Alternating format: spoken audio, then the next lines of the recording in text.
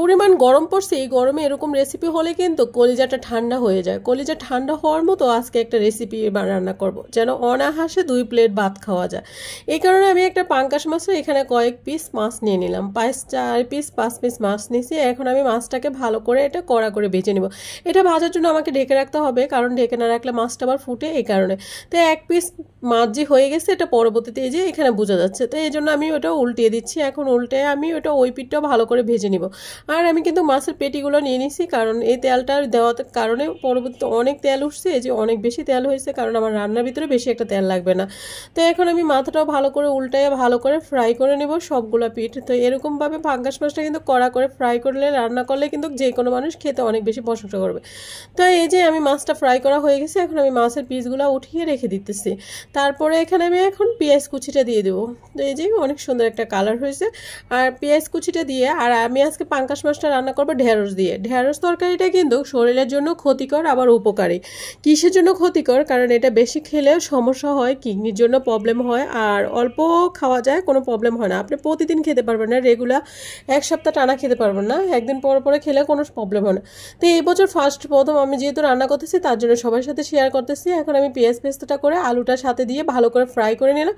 এখানে আমি আদা রসুন দিয়ে অল্প একটু পানি দিয়ে দিলাম, দিয়ে কিছুটা সময় এটা হতে হতে আমি সব রকম মশলাগুলো এক এক করে দিয়ে দিব। যেহেতু আমি এটা একটু ঝাল তরকারি রান্না করবো, এই জন্য আমি মরিচটা একটু বেশি করে দিলাম, আর হলুদটা দিয়ে দিলাম পরিমাণ মতো, লবণটা দিয়ে দিলাম স্বাদ অনুযায়ী। আসলে লবণটা এখন আমি রমজান যাওয়ার পরে থেকে কোনো তরকারিতে লবণ চাই না, কারণ আমার কেন জানি তরকারির ভিতরে লবণটা এত পারফেক্ট হয়ে যায় আমি নিজেও জানি না। তো এদিকে একটু কষানোর পরে আমি বেশি একটা কষা নেই, কারণ যেহেতু আমি আলুগুলো আগে ভালো করে একটা ফ্রাই করে নিছি, এই জন্য হালকা একটু কষিয়ে তারপর আমি ঢেঁড়সগুলো দিয়ে দিলাম। ঢেঁড়স বা ভেন্ডি আমরা যেটাই বলি না কেন, দিয়ে ভালো করে কষিয়ে নিলাম। আর এই তরকারিটা এইভাবে রান্না করলে কিন্তু খেতে অনেক বেশি ভালো লাগে আর অনেক বেশি টেস্ট হয়। আমি অনেক দিন পরে এই তরকারিটা রান্না করলাম, তার জন্য সবার সাথে শেয়ার করলাম। তো এদিকে তরকারিটা কিছুটা সময়ের পর আমি কষিয়ে আসছে, তারপর আবার নেড়ে দিলাম, কারণ এখন দেখলাম আলুগুলো অনেক সুন্দর সিদ্ধ হয়ে গেছে। আর ঢেঁড়স তো তাড়াতাড়ি সিদ্ধ হয়ে যায়, বেশি সময় লাগে না। আসলে আমি দুটোটা নামই ব্যবহার করতেছি, ঢেঁড়স ভেন্ডি, কেউ কিছু মনে করবেন না। তো এদিকে আমি পরিমাণ মতো ঝোল দিয়ে দিলাম, যেহেতু আলুটা ঢেঁড়সটা সিদ্ধ হয়ে গেছে তার জন্য।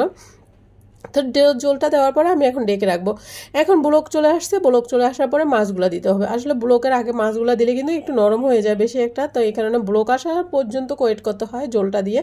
তারপরে ঝোলটা দিয়ে তারপরে মাছগুলো আমি দিয়ে দিলাম, এই যে ব্লক আসার পরে। তো এখন আমি মাছগুলো দিয়ে আবার কিছুটা সময় 10-15 মিনিটের মতো ঢেকে রাখবো মিডিয়াম আছে। তো যেহেতু আমার বাসায় ধনেপাতা ছিল না, পোজন করা ধনেপাতা ছিল, পোজন করা ধনেপাতাটা আমি দিয়ে দিছি। আর তরকারি কালারটা দেখেন, মাশাআল্লাহ এত সুন্দর একটা কালার আসছে, আর খেতে যে কি টেস্ট হয়েছে কি বলবো।